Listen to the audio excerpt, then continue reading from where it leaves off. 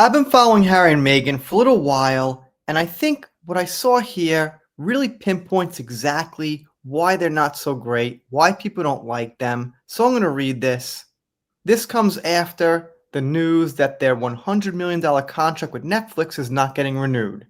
So it begins. Here was a couple handed a royal platform, global fascination, and near bottomless privilege only to trade ancestral duty for the brittle economy of victimhood and vanity. Now, my personal opinion here is that was basically Meghan's doing. I don't think Harry, if it was all up to him, would choose to stop these royal duties, not go along with the plan. I've got to think there was some influence there from Meghan. And I also think that because, well, I'll just be frank, her political views. She was in that pretty serious left mindset, I'm a victim, virtue signaling stuff, and it just seems to fit the rebellious nature of I don't want to go along with tradition. Netflix, it seems, finally grasped what audiences long understood: manufactured grievance grows stale.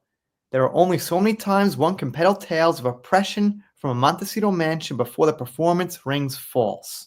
Exactly.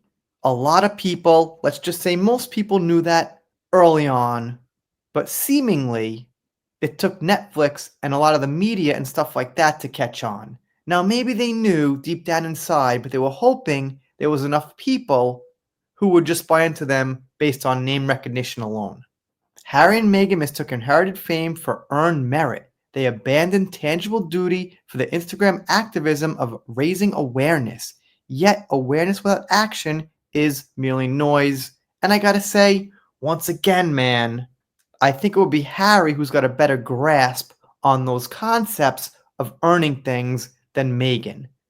Yeah, she worked her way up to a TV show as an actress. That's something. But it seems to me Harry was in the army. He was around royals his whole life, famous people his whole life. I just think he had a better understanding of things than Meghan. Their Archwell Foundation, shrouded in financial opacity and managerial chaos, stands for momentum to this era's cult of self-promotion, long on press releases, short on results. Yes, again, exactly. Lots of news about Meghan and Harry, lots of shit being thrown against the wall to see what sticks, but nothing really stuck. The jam fell flat, obviously. We heard reports that it didn't even taste so good. Her As Ever brand and her cooking shit just fell flat. And whatever else was put out there fell flat. Harry's Polo documentary really tanked. The couple's fatal error was believing their own narrative that they were indispensable revolutionaries rather than fleeting ornaments of a descendant age. A society that rewards such calculated self-martyrdom with nine-figure contracts has lost its compass.